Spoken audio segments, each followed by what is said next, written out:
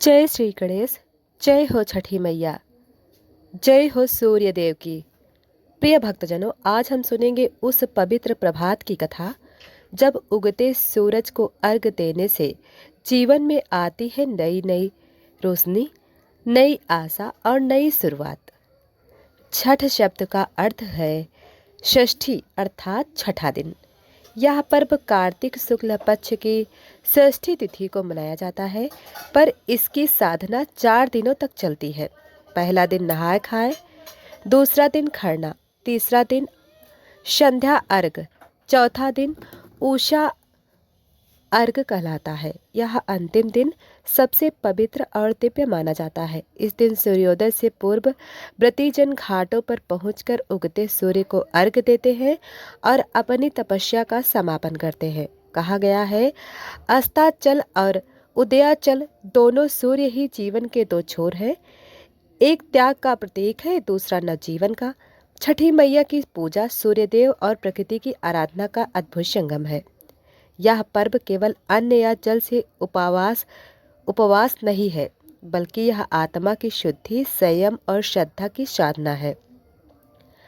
पौराणिक कथा है राजा प्रियव्रत और छठ माता का वरदान। बहुत समय पहले स्वयंभू मनु के पुत्र राजा प्रियव्रत का राज्य बहुत समृद्ध था। राजा धर्मात्मा, न्यायप्रिय और प्रजापालक थे, परंतु उनके जीवन में एक बड़ा दुख था। उनके कोई संतान नहीं थी। राजा और रानी ने अनेक यज्ञ किए, देवताओं की आराधना की, किंतु उन्हें कोई फल नहीं मिला। एक दिन देवर्षि नारद उनके महल में पधारे। राजा उनके चरणों में सिर झुकाए और बोले, गुरुदेव, मेरे राज्य में सब कुछ है, धन, वैभव, सुख, प्रजा, परंतु एक अभाव है, दिन रात जलाता है। मेरे वंश में कोई उत्तराधिकारी नहीं है, कृपया कोई उपाय बताइए। देवर्षि मुस्कुराए और बोले, राजन, तुम्हारा कष्ट तुम्हारे ही कर्मों का फल है, परंतु यदि तुम श्रद्धा और पवित्रता से षष्ठी देवी का व्रत करोगे तो तुम्हें अवश्य संतान सुख की प्राप्ति होगी। यह देवी ब्रह्मा जी की मानस पुत्री है और बाल जीवन की रक्षिका है। राजा और रानी ने उसी दिन से छठ माता का व्रत आरंभ किया। उन्होंने 4 दिनों तक कठोर उपवास रखा, मिट्टी के घाट बनाए, सूर्यदेव को अर्घ्य दिया और रात भर भजन कीर्तन किया। षष्ठी की रात्रि में रानी ने स्वप्न देखा। आकाश में एक तेजस्वी देवी प्रकट हुई, जिनके चारों ओर दिव्य प्रकाश फैला था। उनके हाथ में अन्न का पूला, दूसरे में बालक, तीसरे में कलश और चौथे में आशीर्वाद की मुद्रा थी। देवी बोली, राजन, मैं छठ माता हूँ, तुम्हारे व्रत से प्रसन्न हूँ। तुम्हें एक तेजस्वी पुत्र प्राप्त होगा जो तुम्हारे वंश को आगे बढ़ाएगा। सुबह जब रानी जागी तो उनका हृदय आनंद से भर गया। कुछ ही महीनों में रानी ने एक सुंदर पुत्र को जन्म दिया। राजा प्रियव्रत ने उस दिन से यह व्रत प्रजा में प्रचार किया। तब से यह व्रत लोक परंपरा में अमर हो गया। महाभारत काल में भी इस व्रत की महिमा का वर्णन मिलता है। प्रिय भक्तजनों, छठ पूजा में सबसे बड़ा बल होता है श्रद्धा का बल, संयम का बल और मातृत्व का बल। व्रती 4 दिन तक जल तक का त्याग करती हैं। तीसरे दिन संध्या अर्घ्य में वे सूर्यास्त की किरणों को अर्घ्य देती हैं। फिर चौथे दिन उगते सूर्य को अर्घ्य देकर व्रती का पारणा करती हैं। इस अंतिम दिन का दृश्य अद्भुत होता है। अंधेरे में दीप जलते हैं, घाटों पर आरती होती है और हर ओर भक्ति की लहरें बहती रहती हैं।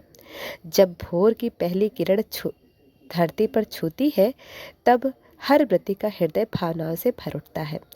छठ का चौथा दिन उषा अर्घ कहलाता है, क्योंकि यह उषा अर्थात भोर की देवी को समर्पित होता है। इस समय व्रती महिलाएं और पुरुष घाट पर खड़े होकर सूर्यदेव को जल अर्पित करते हैं। वे अपने दोनों हाथों में बांस की डलिया में गन्ना, नारियल, केले, ठेकुआ, दिया और जल लेकर खड़ी होती हैं। सूर्य की पहली किरण जैसे ही क्षितिज से निकलती है, सभी श्रद्धा से गाते हैं, उगहे सूरज देव भइल बिहान, उगहे सूरज देव हम तोहे अर्घ दें।